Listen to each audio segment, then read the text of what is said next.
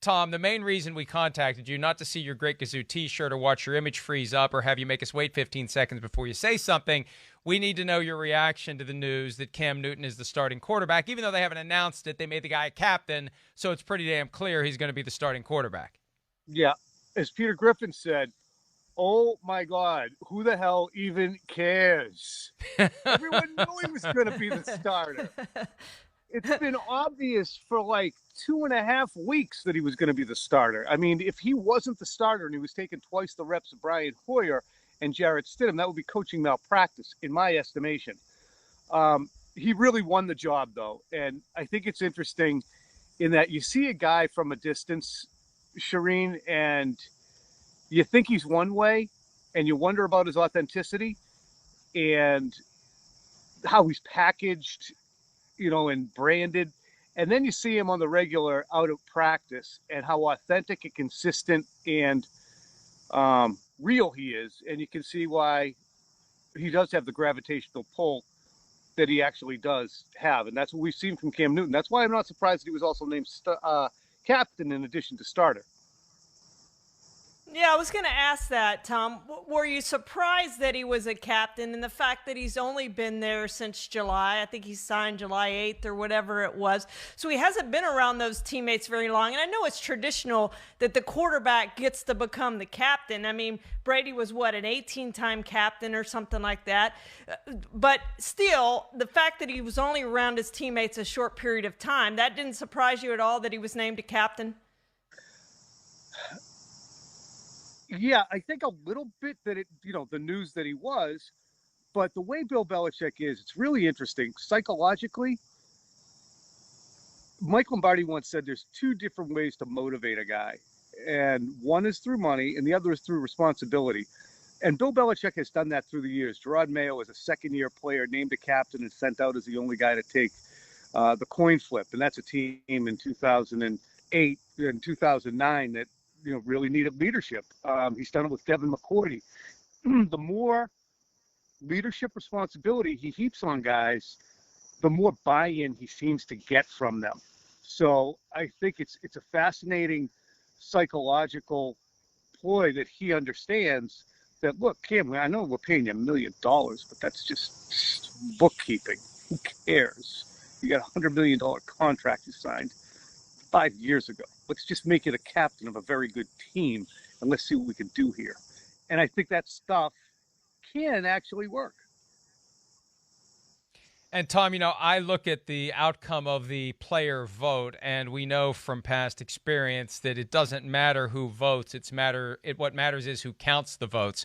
So, and not that I'm disputing that the players voted legitimately and fairly and squarely Cam Newton a captain, but it does have a psychological impact. And I feel like that Bill Belichick has been going out of his way to boost Cam Newton. He had the radio interview earlier this week where he said nobody works harder than Cam Newton. And, is this part of the effort to push the buttons on Cam Newton, or has Bill Belichick learned from all the things that rankled Tom Brady that you can't withhold praise for 20 years? At some point, you have to go out and throw a bouquet in the general direction of a guy who is getting the job done right for you. Yeah, and I think the interesting thing, that Belichick would say as it relates to Brady is, I said plenty of things over 20 years about Tom.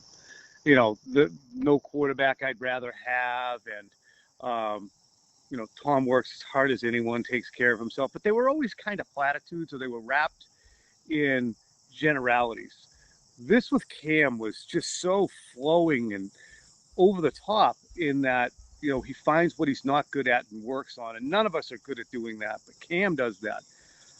I think it is specific to the motivation of different players because Belichick understood early on that Brady responded to it. And I think in the latter half of his career, there was a weariness from Belichick about a Brady that he perceived to be a changing Brady, which you should change as you go from 25 to 35 to 40. And Brady's motivations were different, and it didn't really play the same. It wore his ass out. He still responded to it, but it had long since gone from being, wow, yeah, I got to go prove it to Bill. He was proving it for himself and his teammates during the last 5 years. One more for you on Cam Newton, because there's other Patriots issues we want to get to. The Cam Newton that I saw those years in Carolina, on the days that things are going well, you can see it, you can sense it. The demeanor is very positive. The big smile, the Superman gesture, giving the balls to the kids in the stands after he scores a touchdown.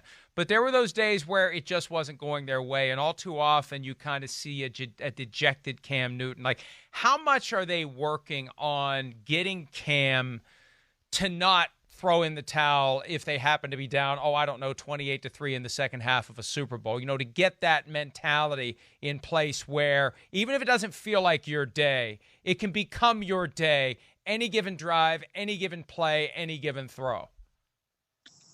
I don't know how hard they're working on that, because it would be presuming that he's not good at doing it.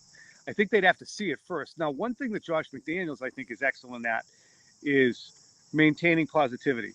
Cam has to be a leader because it is a wide receiver and tight end room so void of experienced, talented players. I mean, you have Julian Edelman, and then you have two rookie tight ends, and you have a converted corner from Bemidji State and Gunnar Olszewski, and you have kind of a up and down, perhaps maybe good, perhaps maybe horrible first rounder in N'Keal Harry, and undrafted Jacoby Myers, and Demir Bird, who's a mid-tier free agent signing. So he can't go in the tank. He has to be a guy who carries the fortunes of the team and the attitude of the offense consistently at a high level too. So that's a great question. I don't know how he'll be, but they can't afford to have that happen with him. And yeah, I think we saw it last year with Brady when there were times where he'd be a little morose, kicking rocks. Now, the aspect of that to him, Shireen and Mike, was that he was fatigued by, I know how it's going to look when the season starts. You haven't done anything. Oh, let's go get Antonio Brown right before the season begins because we know that we were insufficiently prepared, and then that blows up too. Hi, I'm Mike Tirico, and thanks for watching. Make sure to hit subscribe for the latest news and highlights from NBC Sports.